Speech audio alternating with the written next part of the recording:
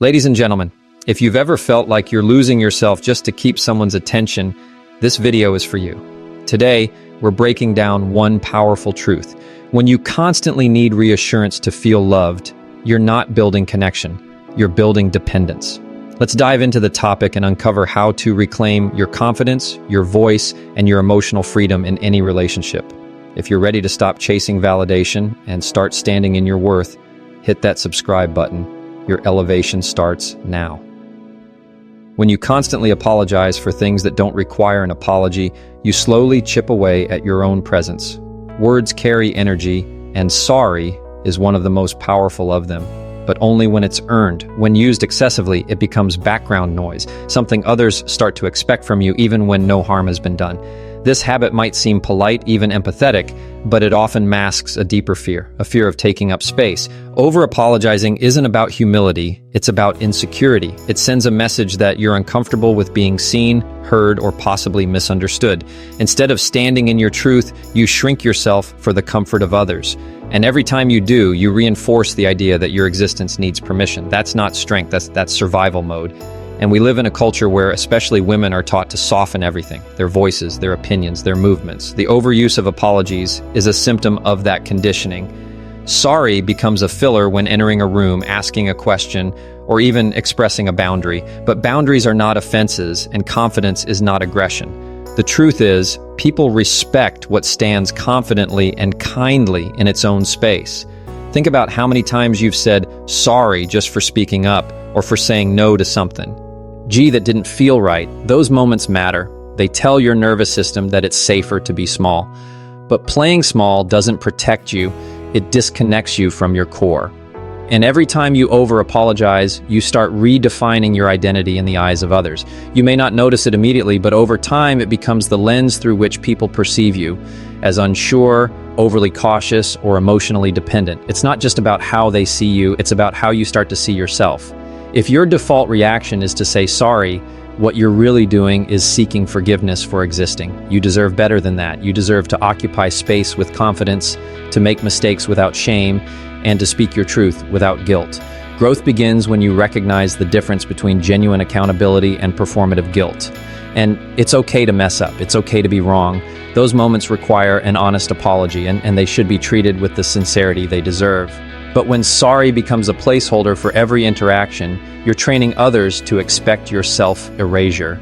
It turns you into someone who constantly seeks reassurance instead of standing firmly in your values. People start to test your boundaries, not always maliciously, but because you've shown them that your lines are soft. And soft lines eventually disappear. By contrast, when you speak with intentionality and with clarity, your presence commands respect, not by demanding it, but by naturally earning it through authenticity. And confidence is quiet. It doesn't need to shout, and it certainly doesn't need to apologize unless there's true harm done.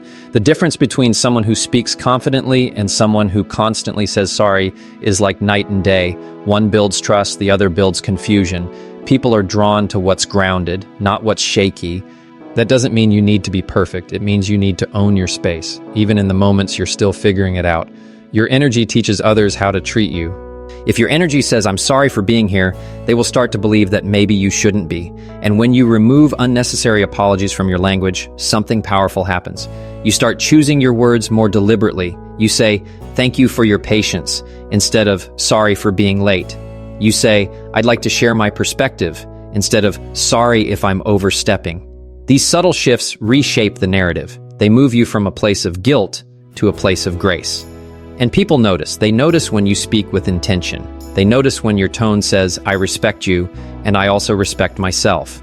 This doesn't make you difficult, it makes you self-aware. And self-respect is contagious. When you model it, others feel it. They begin to mirror that energy back to you. You attract relationships where mutual respect is the standard, not a gift to be earned. You create an environment where you can show up fully without fear of overstepping. The people meant for you will never ask you to apologize for being yourself. And those who are threatened by your confidence were never rooting for your growth in the first place. You deserve to feel safe in your voice. You deserve to know that being direct isn't rude, it's honest, and honesty is love in action. And there's freedom in letting go of compulsive apology. It's the freedom to breathe, to speak, to walk into a room without shrinking. You are not a problem to be solved or a mistake waiting to happen. You are a person, growing, learning, evolving. And part of that evolution means unlearning habits that were born out of fear. The need to apologize for every move is one of them. It's rooted in a fear of rejection, of disapproval, of being misunderstood. But your job is not to be understood by everyone, and your job is to understand yourself deeply and move from that knowing. And so, if you find yourself saying sorry before every sentence, pause. Ask yourself, is this apology necessary or is it a reflex? With time, you'll begin to catch yourself before the words come out. You'll replace them with stronger language. You'll begin to feel the shift in how others engage with you, not because you've become louder or more aggressive, but because your energy has changed. You'll walk taller. You'll speak slower. You'll trust your presence more. And that trust, that's where your value lives. Not in being overly agreeable, but in being fully aligned. And you are worthy of taking up space, unapologetically, not arrogantly, not selfishly, just clearly. The world needs more people who can be both kind and grounded, open and direct. Every time you resist the urge to apologize unnecessarily, you're choosing to honor yourself. And when you honor yourself, others learn how to honor you too. So breathe, speak with intention, walk with peace, and remember, yes, your presence is not a burden, it's a gift. Treat it that way. And losing yourself to please someone else doesn't make the connection stronger. It makes you serious, it makes you disappear. At first, it may feel like compromise, like being flexible or giving love, but there's a fine line between giving and erasing. When you bend your values, silence your voice, and mold your personality just to keep someone close, you're not being kind, you're being afraid. Fear of being alone, of not being enough as you are, makes people shrink themselves to fit into someone else's expectations. But the truth is, the moment you abandon your identity to win affection, you lose something far more valuable, your sense of self. And when that happens, you start living from the outside in. You become what someone else wants, not who you are. The approval feels good in the moment, but it costs you your peace. And love that costs your peace isn't love at all. And in healthy relationships, your full presence, your voice, your needs, your dreams is not just welcomed, it's valued. You don't have to suppress your opinions to keep someone comfortable. You don't have to hide your ambition to protect someone's ego, and you don't need to pretend to be less emotional, less strong, or less opinionated just to avoid conflict. When you lose your authenticity, even your partner starts connecting to a version of you that doesn't really exist. Over time, that becomes exhausting. You feel unseen, even when you're right there. You feel misunderstood, even though you've been trying so hard to be what they want. That's not harmony, that's performance. And no one can keep performing forever. And the slow erosion of self doesn't happen in one dramatic moment. It happens in 1,000 tiny choices. It starts with saying yes when you really want to say no, with pretending you're okay when you're not, with ignoring red flags because you don't want to rock the boat. Little by little, you disconnect from your own intuition. You start waiting for someone else to decide how you feel, how you should act, or whether your needs are valid. And the worst part is, it often looks like love on the surface. But love that asks you to disappear isn't love. It's control wearing a charming disguise. And one day you wake up and realize you no longer recognize yourself. And when you sacrifice your own joy and voice just to keep someone from leaving, you've already abandoned the most important person, yourself. You deserve to be in a relationship where you don't have to dim your light to keep the peace. You deserve to have your boundaries respected, your passions encouraged, and your flaws accepted without being used against you. The right kind of love won't force you to shrink. It will give you space to expand. You'll know you're in a safe connection when you can be fully yourself, even when it's uncomfortable, even when there's disagreement, because mutual respect holds the silence. Space for honesty, not perfection. And so many people fall into the trap of believing that if they can just do everything right, they'll be enough to keep someone's interest. But love isn't a reward for perfect behavior. You don't have to earn someone's affection by playing small, by hiding your truth, or by constantly bending to their comfort. You are not a project to be fixed or a product to be polished. You are a person, whole, evolving, and worthy of love as you are. The right connection will not require you to perform. It will invite you to be real. And being real means being seen in both your light and your shadow. And real love begins where people are honest. When you show up as your full self, you give others a chance to meet the real you. If they walk away, let them. What you lose in that moment is nothing compared to what you keep. your dignity, your truth, your self-respect. If someone only loves the version of you that pleases them, they don't love you, they love the benefit. And that's a lonely place to live from. You deserve more than survival. You deserve connection built on truth, not pretense. You deserve to be loved for who you are, not for how well you perform a role. And letting go of people who require your self-abandonment is hard. It will hurt. You may even grieve the fantasy of what it could have been, but you're not grieving love. You're grieving the time and energy you invested into something that required you to disappear. That grief is sacred. It teaches you where you gave away your power. And in that awareness, there's freedom. The moment you realize your voice matters, your story matters, and your needs are valid, you begin the process of reclaiming yourself. And once you do, you'll never settle for disappearing again. And the journey back to yourself takes courage. It means saying no when it's easier to say yes. It means asking for what you need, even when it feels uncomfortable. It means risking rejection to stay aligned with your truth, but that alignment will bring you peace, the kind of peace that doesn't depend on anyone's approval. And from that place of peace, you'll attract people who see you clearly, who respect your voice, and who are drawn to your presence, not your performance. You weren't meant to live half a life. You were meant to live whole, free, and unfiltered. And there is a power that comes with reclaiming your identity. When you stop living for someone else's comfort, you start living for your own purpose. You begin to choose joy, not fear. You speak with clarity, not hesitation. You stop second-guessing yourself just to avoid tension. And slowly, you create a life and relationships that honor your full humanity. That kind of life doesn't just feel better. It builds the foundation for true love. Love that sees you, love that grows with you, love that doesn't need you to disappear in order to stay. And so, remember this: you are not too much, and you never have been. The right people will not only accept your truth, they will welcome it. You don't need to be quieter, smaller, or more agreeable to be loved. You need to be real. You need to be whole. You need to be home within yourself before you build a home with someone else. And any connection that asks you to become less of yourself isn't a connection worth keeping. You are worthy of love that lets you rise, not love that makes you fade. Stay rooted, stay true, stay you. And avoiding hard conversations may feel like protecting peace, but in reality, it quietly chips away at trust and respect.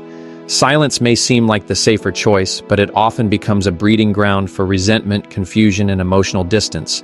When you hold in your truth to avoid discomfort, you're not preserving the relationship. You're putting it on pause.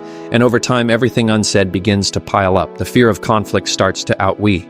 Why the need for clarity? What started as small compromises become emotional landmines waiting to explode. True connection doesn't happen in constant harmony. It happens in the courage to speak when your voice shakes. When you avoid hard conversations, you deny yourself and the other person the opportunity to grow together. And relationships that don't grow decay quietly, slowly, and inevitably. And people often mistake silence for strength, but silence without resolution becomes a wall. A wall that separates two people who once felt close. That wall is built with every unspoken feeling, every swallowed truth, every moment you said, "I'm fine," when you weren't. It builds slowly, almost invisibly, until one day you realize you don't feel seen anymore. You don't feel heard. And the person next to you may not even know why. They only know that something has shifted, something feels cold. When you avoid the hard talks, you unintentionally create distance that feels like rejection, even when that wasn't your intention. And once emotional safety is lost, it's hard to regain, but it all starts with the choice to speak or to stay silent. And speaking up is not about being right, it's about being real. It's about saying, "This matters to me," or "I feel hurt," or "Can we talk about this?" It doesn't have to be perfect, it just has to be honest. People aren't mind readers, and no one can understand what you don't express. Expecting others to sense your feelings without ever voicing them is unfair to both of you. Communication isn't always smooth, but it is necessary, and the discomfort of a real conversation is a small price to pay for the clarity and connection it can bring. Speaking your truth might feel risky, but staying silent is often more damaging in the long run, especially when what's unsaid starts to change the way you show up in the relationship. And hard conversations don't mean yelling or blaming, they mean showing up with courage and vulnerability. They mean saying, "I value this enough to be uncomfortable for a moment, so we don't drift for a lifetime." You may fear their reaction, but ask yourself what's scarier, a moment of tension or months of emotional distance. Holding things in often feels easier in the moment, but that ease is temporary. What lasts is the heaviness that grows inside when you silence your voice over and over again. It's not sustainable. Sooner or later, your silence will speak louder than words ever could. Through withdrawal, burnout, or a breakdown in trust, the conversation you're avoiding might be the very thing that saves the connection. And emotional safety is built in truth, not in silence. When you speak openly, even if it's awkward or messy, you create space for authenticity. You show the other person that you're not hiding, that you care enough to be honest. And when done with respect, that honesty becomes the bridge between misunderstanding and mutual understanding. Even if you don't agree, you get to learn something new about each other. You get to hear what's really going on behind the scenes, behind the assumptions. Avoiding the talk may prevent a short-term argument, but it often leads to long-term disconnection. Relationships thrive not on perfection, but on repair. And repair can't happen if the damage is never acknowledged. And sometimes we avoid tough conversations because we fear rejection, judgment, or abandonment. But in doing so, we often abandon ourselves first. You can't stay emotionally healthy in any relationship where your truth has to stay hidden. Your feelings are valid, even if they're not easy to explain. You deserve to be in spaces where your honesty is safe, not punished, not belittled, not dismissed. And the more you practice having these conversations, the more natural they become. You learn to express without attacking, to listen without defending, and to stay present even when things get uncomfortable. That is how real trust is built, not by pretending everything is okay, but by being brave enough to name what isn't, and you are not too much for expressing what matters to you, and your needs are not a burden. If someone truly values the connection, they will want to understand, even if it takes time. Hard conversations don't mean something is broken. They often mean something is growing. Growth never happens in comfort. It happens when we're willing to be seen fully, frustration, fear, and all, and still stay in the room. It happens when two people commit to understanding instead of assuming. Silence protects ego. Dialogue protects connection. Every time you choose the conversation over the comfort, you choose depth over distance. And learning to have hard conversations is one of the most important relationship skills you can ever develop. It's not just about conflict resolution, it's about staying emotionally honest. It's about recognizing when you're holding back and asking yourself why. Are you protecting the other person, or are you protecting your own fear of being misunderstood? Are you avoiding pain or avoiding truth? The longer you avoid it, the more likely it is that pain becomes permanent. And pain unspoken can become patterns. Resentment starts to replace love, and detachment begins to feel easier than honesty. That's how relationships fade, not with one big fight, but with thousands of unspoken truths. And every relationship will face difficult moments. That's not failure, that's human. What defines the strength of a connection is not how few problems there are, but how those problems are handled. Do you sweep things under the rug, or do you pull the rug up and deal with what's underneath? Do you shut down, or do you lean in? The way you handle hard conversations reveals whether you're building something fragile or something lasting. It shows whether your bond is conditional on comfort or rooted in truth. And the deeper the truth, the stronger the trust. And so take the risk, say what's on your heart, do it with kindness, with honesty, and with care. The discomfort will pass, but the clarity will stay. You deserve relationships where your voice isn't just heard, it's valued, where honesty isn't seen as a threat, but as a foundation, and where the hard conversations don't push people away, they pull them closer. Speak your truth, not to win, but to connect, not to be right, but to be real, because silence might feel safe, but honesty is where love lives. And when you rely on constant reassurance to feel secure, you hand over the keys to your self-worth. It feels comforting in the moment. The compliments, the affirmations, the emotional check-ins. But if that comfort is the only thing holding you together, then you're building your confidence on shaky ground. Reassurance becomes a habit, then a dependency, then a silent expectation. And the moment it's not there, your world feels like it's falling apart. This isn't because you're broken or needy, it's because you've started outsourcing your sense of value. When someone else's words determine how you feel about yourself, you give away your power. You allow your inner peace to depend on external validation, and that kind of dependency will always leave you feeling uncertain, even in the most loving connection. And there's a big difference between feeling supported and needing permission to feel secure. Everyone deserves kindness, affirmation, and warmth.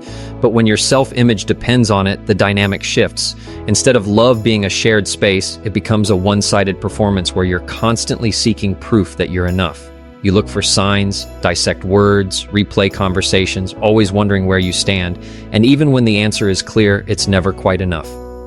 You begin to doubt sincerity, question affection, and chase clarity that should already exist within. This is the trap of reassurance dependency. It's not about being high maze in tenets. It's about not trusting your own worth without someone else naming it for you.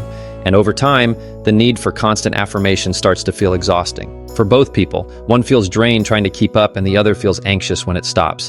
What was meant to be connection turns into pressure. The emotional scale tips from intimacy to imbalance. That pressure can erode even the strongest bonds. It starts with gentle requests. Do you still love me? Are you sure I'm good enough? Then it turns into patterns. Needing daily validation, panicking at silence, spiraling at emotional distance. But real love cannot thrive in emotional panic. It grows in trust, not just trust in another, but trust in yourself. And there's a quiet strength in learning to self-validate. It doesn't mean you don't need anyone, it means you've stopped needing approval to feel whole. When you build a strong relationship with your own thoughts, your own heart, you stop asking people to fill your empty spaces. You start asking yourself the deeper questions. Am I proud of how I showed up today? Am I acting from fear or from truth? You begin to notice when you're looking outward for answers that live inward. And slowly you begin to anchor in your own knowing. You don't silence your need for reassurance. You learn to meet it with honesty, not dependency. And this shift doesn't happen overnight. When you've spent years believing your value depends on someone else seeing it, unlearning that belief is a process. But it's a process worth walking through. Every time you catch yourself spiraling and choose to pause instead of panic, you reclaim power. Every time you comfort your own heart without needing someone to do it for you, you build trust within. That inner trust is what steadies you when the relationship hits rough patches, when communication lags, or when distance creeps in. It reminds you that your worth didn't disappear. It was never outside of you to begin with. And the truth is, no one can carry the responsibility of being your constant source of security. That's not love, that's weight. And eventually, it creates emotional burnout. You deserve to be in relationships where support is shared, not required to function, where love is felt, not proven daily. That starts with learning to sit with the discomfort of not always knowing and still believing you're okay. It's choosing not to panic in the silence. It's reminding yourself that their pause doesn't mean your value has changed. It's understanding that healthy love isn't performance-based, it's connection-based, and that includes connection to yourself. And you can hold space for reassurance while still standing firm in your own foundation. You can say, I'm feeling a little insecure today, without making it someone else's job to fix it. You can ask for comfort without collapsing if it's delayed. This kind of emotional maturity doesn't remove your feelings. It puts you in charge of them. And being in charge doesn't mean being cold or closed off. It means knowing that your inner stability doesn't rise and fall with someone else's attention. You become emotionally safe for yourself and for others. And in that safety, love breathes easier. And we've been taught that needing reassurance is weakness, but that's not the full story. The real weakness is never learning how to self-soothe, how to be with your fears and doubts without needing immediate relief from another person. Reassurance is not wrong. It becomes harmful when it's the only way you feel okay. Strength comes from balance, from knowing when to ask and when to trust, from knowing when to reach out and when to sit quietly with yourself. That balance creates resilience, and resilience allows love to flourish without emotional panic running the show. And every time you choose self-validation over seeking proof, you're building emotional muscles. Muscles that say, I know who I am even if someone forgets to remind me. Muscles that say, I am lovable even in silence. It's not always easy. Doubts will creep in, old patterns will whisper, but your job is to keep showing up, yet not with perfection, but with awareness. Awareness that says, I can feel this fear without letting it control me. Awareness that keeps you grounded even when connection feels uncertain. That's where your confidence lives, not in being constantly praised, but in being deeply anchored. And you are worthy of love that feels steady, not one that constantly needs to be proven. You are worthy of peace that comes from within, not just from words spoken to you. The person who learns to self-reassure is the person who becomes unshakable. Not because they don't feel, but because they've learned how to stay rooted. And when you stay rooted, you no longer chase love to feel whole. You invite love into the wholeness you've already built. Let reassurance be a gift, not your fuel. Let validation be supportive, not your oxygen. Because your worth is not up for debate, it lives in you, quietly, confidently, and completely